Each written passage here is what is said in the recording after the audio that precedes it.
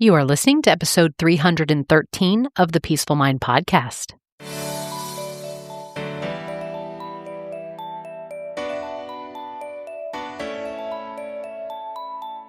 Welcome to the Peaceful Mind podcast, a place for creating the peace of mind you need to be the best mom you are created by God to be.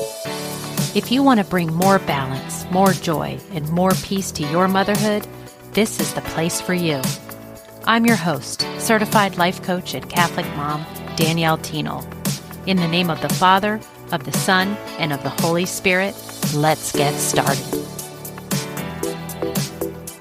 Hello, beautiful mamas, and welcome back to the Peaceful Mind podcast. In my last episode, we talked about healing yelling and what's really underneath that, and how your emotional state plays a key role in how you respond to what sometimes we label as the chaos of motherhood. But today, we're going to go into deeper part of one of those steps that I offered last week, okay? Because one of the most transformational skills that I teach inside my coaching program is this: how to actually feel your feelings, not avoid them, not resist them, not react to them, which is what last week's episode was about when we have this reaction of yelling, right? But instead, on purpose. We're going to feel our feelings on purpose. And I want you to hear me when I say this is a superpower. My signature process, called the Cyclone Mom Method, is the way you transform yourself from someone who's always caught up in the swirl and the chaos and the changes and the hard situations of your life that we're all caught up in, to the person who knows how or sees those things as just part of this human earthly experience that we have that is full of lots of good stuff and bad stuff. And it's kind of always going to be that way. And so we want to step into our God-given power to be able to remain calm, in control, and confident no matter what happens. And when you are someone who has this skill, this superpower of feeling your feelings, you 100% are going to be in that calm, empowered eye of the storm way more often than not. Because when you master this, when you'll start to feel a new steadiness inside of you that you didn't know was possible. Not because life got easier, but because you got stronger in this subject of feeling your feelings. Now, I'm always helping moms retrain their mindset, up-level their emotional system. And some of the most beautiful skills are things like managing your mind and making strong decisions. And this is another one that goes into that pile of superpowers that can help you when you strengthen these, when you learn them, when you get better at, if it just becomes who you are and part of your skill set, you will be able to create way more peace in your life no matter what's going on. And like I said, this is a core skill of my Cyclone Mom Method. And a cyclone mom isn't calm because life is calm. She's calm because she knows how to stay with herself when life is not. In my group life coaching program, I had recently run a challenge to be able to grow in this skill. I offered my members what they could do or to make it be a focus for them to actually watch in the next couple weeks that were happening, to when they were hitting negative emotions, for them to be somebody who actually felt their feelings. And when we circled back after the challenge, this is a couple responses I heard from some of my clients. One said, I realized I've always been afraid to cry. I thought if I started, I wouldn't be able to stop. But then I just allowed it and process through my emotion, which meant the tears just came. And I sat there with my hand on my heart and I let the sadness be there. I didn't try to fix it. I noticed it. It just kind of moved through me.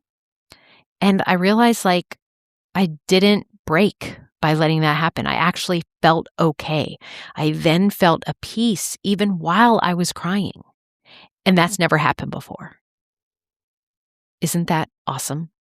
And another one shared, I thought feeling disappointed meant I was doing something wrong.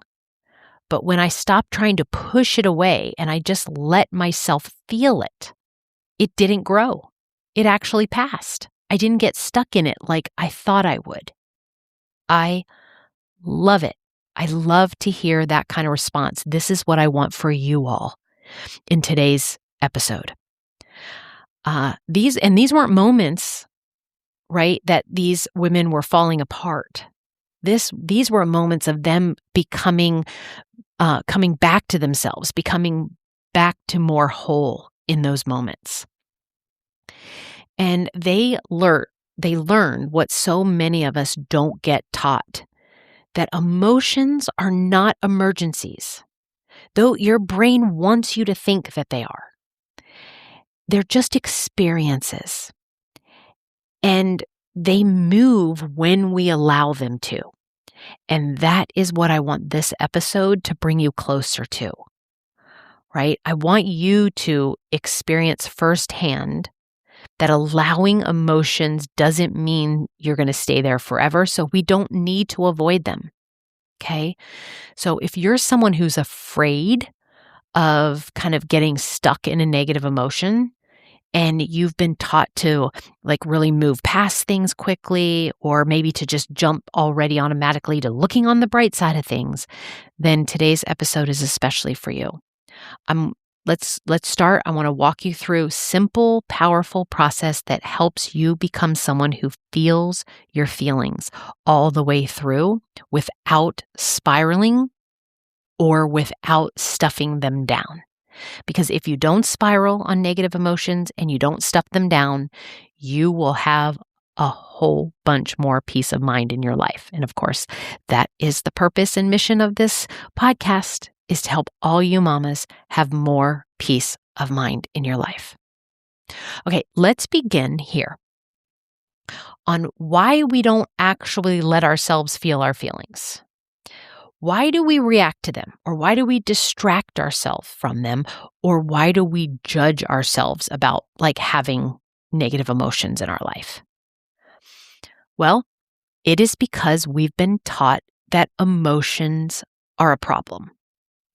We will hear things like, calm down, don't cry, shake it off, or even be grateful instead. We're not taught to actually witness our emotions and do so with kind of a curiosity and definitely with compassion. So when frustration, anxiety, grief, or disappointment shows up, we end up doing what most of us have practiced for years. We resist it, and that looks like thinking, this shouldn't be happening. We react to it. We say, I can't believe this is happening. Or we numb it. Where are the snacks or the wine or my phone? Because I got to get rid of it. And then we judge our emotions. I shouldn't feel this way. What's wrong with me? I know that one of those things, if not all of them, resonates with you listeners. It does with me. Again, how many times are we saying, this shouldn't be happening? I can't believe this is happening. I shouldn't feel this way. What's wrong with me? Okay, but all those responses to your negative emotions that you have in this life keeps us stuck. They actually add layers of suffering. There's unnecessary suffering going on out there that when we don't learn how to actually take some suffering feelings and feel them, we are then layering and adding more suffering to our life. So what that looks like is that the emotion then stays in our body. right? And then it builds tension, it clouds our judgment, it often erupting later in ways we don't like. Instead, what I want to offer you is a new way. Allow the emotion. Actually feel the feeling. And it's not because you love feeling sad or angry. I know we don't. Your brain definitely doesn't want you to feel that way in your body. But I want you to allow the emotion because that's the way you heal from it, that you move more quickly from it, that you get back to where you want to be in a positive way. This is how we teach our internal system that it's safe. It's safe to be a human with feelings. It is. It's safe. It's normal. And this is how you actually access the strength and calm of the cyclone mom that is inside of all of us. I do truly believe that this is the skill that changes everything. And I want you to think about this. If you were not afraid to feel fear, if you were not afraid to feel disappointment, if you were not afraid and avoiding feeling grief, shame, or anger, then there is nothing that you wouldn't actually attempt or try. Can you just think about that? That is the reason why we don't do things. Maybe things that are like desires of our heart or things that we feel like, we want to go after. It's because we're avoiding those big negative feelings. But what I'm offering you today is to imagine if that just wasn't a thing, right? You were like, oh, the thing that I wanted to go after, that's really scary and I have a lot of fear about it. And then you were like, oh, but no problem. Fear is just a feeling and I know this skill of feeling it and just processing it through, right? And the same thing for disappointment, for shame, for anger. What I want you to open up to is on the other side of you learning how to feel your feelings is everything you want. It's that business you want to start. It's the forgiveness you want to offer to yourself or others. It's the leadership you want to step into. It's the peace that you want in your home. All of it becomes possible when you stop avoiding discomfort and you start building this emotional muscle. Okay? But let's talk about what happens when we numb, which is what a lot of us decide and choose to do besides feeling our feelings. We just want to avoid it altogether. And so we numb out, right? We overeat, we overscroll, we overwork, we overshop, we overdrink. We look for something to take the edge off of the emotion because we think the emotion is dangerous. Well, your brain definitely thinks, and then we believe our brain. But those numbing behaviors never solve the emotion. They just delay it. And often they create that second layer, right, of shame or guilt on top of it. So then you're left feeling worse, not better. But when you learn to stay with the emotion instead, okay, when you name the emotion, when you feel it, when you allow it to vibrate in your body, something beautiful happens. You realize that you have this power that you haven't tapped into, and you realize that you are separate and stronger than the actual feeling that you're feeling. You realize that you're the container, you're not the chaos itself, right? You realize you can trust yourself even in hard moments. And I briefly touched on this in the last episode, but I wanted to go a little bit deeper. And that is that the steps, the actual, how do you do it? How do I process a feeling? Okay. And here is the process. I teach it to all my clients. It's something I invite them to practice daily, especially during emotional heavy seasons. And we know that. We know that it's like the end of the school year, back to the school year, over the holidays, while we have all the kids home in the summer. Whenever we're going into a new stage of motherhood, right? There's lots and lots of opportunities for us to process our feelings. And this is how. It is simple, but it does take attention and practice. It takes doing these actions. So when a strong emotion hits, frustration, anxiety, overwhelm, this is what I'm offering you all to try. Can you be able to pause and stop and realize, I'm not feeling great right now? I mean, it would be beautiful if you could take yourself somewhere by yourself, sit down, and go through these steps. And I know that that won't always be. So if you can even just like do some of it, if it's only in your head, maybe you take it to pen and paper. But here's the steps to how to process a feeling. Number one, you name it. So for example, once you've paused and you realize and you tell yourself, I'm not feeling great, and I'm actually going to learn and focus on feeling this feeling, you would name it. And so that you simply say something like, this is anxiety. Or you would say, this is disappointment. Or this is anger. So pick one of those, right? Then the second step is you find it. The way we do that is we ask ourselves, where is it in my body? So let's just say you've said, this is anxiety, AKA right now, I am vibrating, because an emotion is a vibration in your body. I am vibrating in the feeling of anxiety. And then I go find it. Where is it? Is it in your chest? Is it in your throat? Is it in your shoulders? Is it your stomach? Is it your head? Okay. Then step 3 is you want to describe it.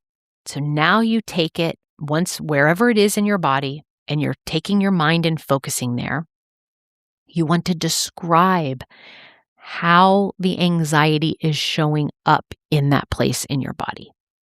This is where you want to ask, is it heavy? Is it light? Is it tight? Is it fast? Is it slow? Is it hot? Is it cold? Is it blue? Is it gray? Is it spiky? Is it smooth? Do you see how you're taking a visual and you're taking this actual emotion and describing it? The next step is to breathe through it. I would really physically love for you to take deep breaths. And when you are taking your deep breaths, what you're kind of taking your mind to focus where that, where it is in your body and actually what the descriptions are. And you're just letting it sit there. You're not fixing it. You're not saying oh, it should go away. You're just breathing and noticing it and just kind of saying there it is. There's anxiety. There is that, kind of buzzing, purple, spiky thing right there in my stomach or wherever it is. And then the 5th step is to remind yourself, now you want to take your brain in it. So you notice how most of the time we were in our body. We want to now remind ourselves, this is just a vibration that I'm having. You want to say anxiety is a feeling. It's just a feeling that is caused by my thinking, my thoughts. You can say things like, nothing is going wrong here. You can say, this is not an emergency. This is you talking back to yourself in your brain, okay? And then you just stay with it. You don't resist it, you don't react, you don't numb, you just stay. And what I'm offering all of you where this is just like brand new to you is that what you will find is the feeling will pass. It always does, right? I mean, think about it. Like, were you frustrated last week? But as you're listening to this episode right now, you're not frustrated. Like, oh, it did pass, right?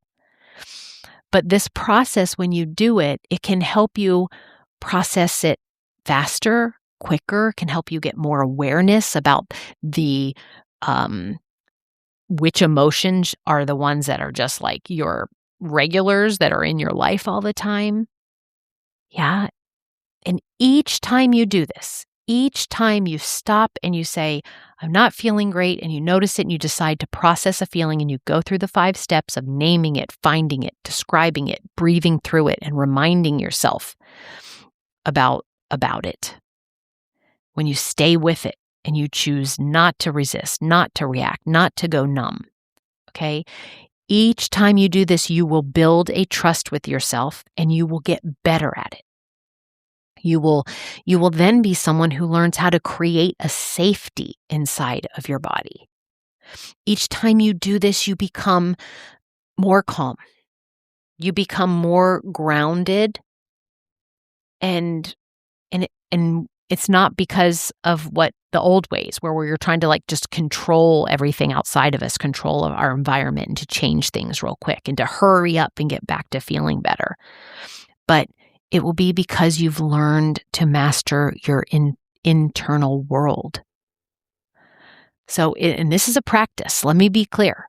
Like, this is not something that like you have this total like overall epiphany the first time you do it. Now, sometimes you can get a lot of satisfaction after realizing, wow, oh my gosh, like that really worked, or that was easier than I thought. And sometimes it might take you doing it repeatedly if it's like a heavy emotion. Like it might stay, around a day or two, but you keep coming back to those steps. But every time you remember and you choose to be more present about your feelings instead of panicking over them, every time you choose and do this process, you are like stepping into like grace and compassion about a human with big emotions instead of judgment. And anytime you like decide to do the process over like numbing and escaping, you will change your life. You'll become someone who can feel hard things without crumbling. And that, mama, is power.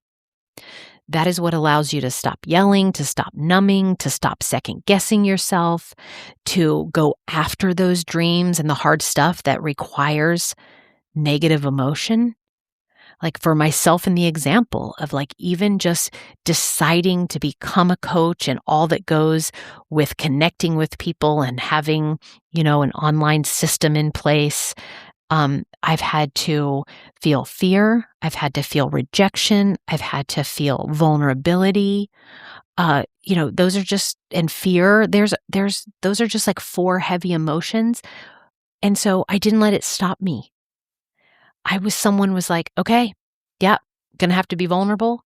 There's some scary things, right? You're gonna have to like, feel, rejection sometimes, but since I'm so much better and have the skill of feeling those feelings, I feel the fear and then I'm like, let's go. Let's do it. Okay.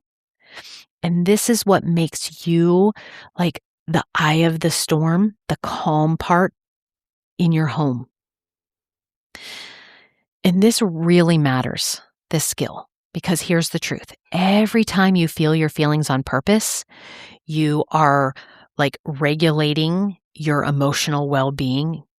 You are increasing your emotional resilience. You're reducing your reactivity. You're building compassion for yourself and others. You're creating space for more peace to grow in your life.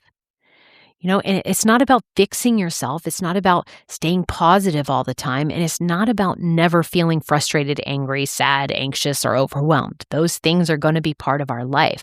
Again, it's about building a skill to feel your feelings, to allow them in your body, to process them through, and it will serve you in every area of your life. And I want to just give you all a little challenge this week to practice it. Just notice the next time you feel a negative emotion bubbling up. And can you run through the 5 steps? Name it, find it, describe it, breathe through it, remind yourself. And go back to the section of this episode where I expand on those steps. And as always, if you want more support with this, if you want to actually guarantee that you will become somebody better and build this skill, then this is exactly the kind of work that I do with you. Okay? We practice emotion work. We build this kind of like emotional safety. We learn to lead ourselves first so we can lead our families with more clarity, more peace, more faith. And so, as always, if you want to see if that can be something that fits into your life at this time, then schedule a free Peaceful Mom strategy call. And I'll help you see how this applies to your life, right? And what's possible when you begin to feel your feelings on purpose. All right, mamas, that's what I have for you this week. And until next time, may peace be with you always. Thank you so much for tuning in to today's episode of the Peaceful Mind podcast. If you found value in today's episode, I'd be so grateful if you could subscribe and leave a review. It not only supports the podcast, but ensures you don't miss out on future episodes packed with insights and tools to create peace of mind in your busy mom life. And if you're of the Catholic faith like me or any Christian mom seeking to feel better in any area of your life and to show up more calm, connected, and confident, I can help. Become an empowered mom who knows how to bring about the changes you desire, no matter the circumstances. Whether you need one-on-one guidance to get there, prefer a group coaching program with like-minded women, or a self-study course, I've got you covered. Explore my private one-on-one packages, join my Busy to Balance group life coaching program, or delve into my signature course, Divine Time. To find out which path is right for you, let's meet and see what's the best fit. Schedule a free call with me at danielleteenel.com or send me a direct message on Facebook or Instagram at Danielle Teenel Coaching. And also, don't forget to get your copy of my book, The Cyclone Mom Method, How to Call on Your God-Given Power to Remain Calm, in Control, and Confident as a Busy Mom. Dive into the digital and bonus audio version when you go to book.danielleteenel.com/new-book. You'll find all the details in the show notes too. Until next time, peace be with you always.